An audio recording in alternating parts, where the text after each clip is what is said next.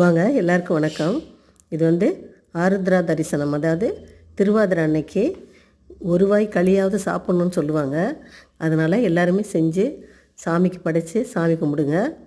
நடராஜருக்கு உகந்த நாள் திருவாதிரை நட்சத்திரம். அதனால் ஒரு டம்ளர் பச்சரிசி எடுத்து அதை நல்லா வறுத்து எடுத்துக்கோங்க. வறுத்து எடுத்துட்டு அதுக்கு ஒரு 1/4 டம்ளர் பயத்தம்பருப்பு, அதாவது பாசிப்பருப்பு, அதையும் வறுத்து போட்டு ஆற வச்சுக்கோங்க. 2 கப்பு ஃபுல்லாக வெல்லம் எடுத்துக்கோங்க. எனக்கு கொஞ்சம் கம்மியாக தான் இருந்தது, நான் அதை போட்டிருக்கேன். போட்டுட்டு அதில் 1 டம்ளர் தண்ணி விட்டு அந்த வெல்லத்தை கொதிக்க விட்டு வடிகட்டுறதுக்காக கொதிக்க விட்டுக்குவோம். அதுக்குள்ளே இந்த அரிசியை அரைச்சி எடுத்துக்கலாம். அதில் ஒரு 4 ஏலக்காய் சேர்த்து அரைச்சி எடுத்துக்கோங்க. இந்த அளவுக்கு அரைச்சிங்கன்னா போதும்.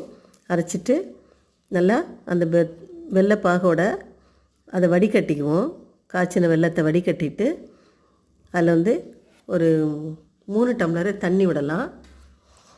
3 டம்ளர் தண்ணி சேர்த்துக்கலாம். தண்ணி பத்தலைனாலும் நீங்கள் தண்ணி 1 டம்ளர் கொதிக்க வச்சு எடுத்து வச்சுக்கோங்க. பத்தலைன்னா அதோடு ஊற்றி கிளறிக்கலாம். நல்லா அந்த மாவு வேகிற வரைக்கும் நல்லா கிளறி விடுங்க. கட்டிப்படாமல் மெதுவாக நல்லா கிளறிட்டே இருக்கணும், கைவிடாமல்.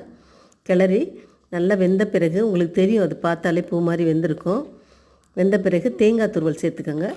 இல்லை உங்களுக்கு இந்த வெள்ளைப்பாகு கொதிக்கிறப்பே ஒருத்தர் தேங்காய் துருவல் போட்டுக்குவாங்க. அப்படி போடுறதா இருந்தாலும் நீங்கள் சேர்த்துக்கலாம். நான் லாஸ்ட்டாக தான் போடுவேன், எனக்கு அதுதான் பிடிக்கும். அதனால் தேங்காய் துருவலை சேர்த்து கொஞ்சம் முந்திரி திராட்சையை நெய்யில் வறுத்து போட்டு எடுத்திங்கன்னா சூப்பரான திருவாதிரை களி ரெடி. வச்சு சாமிக்கு படைச்சிட்டு எனக்கு கமெண்ட்ஸில் சொல்லுங்கள். ரொம்ப நல்லாயிருக்கும்.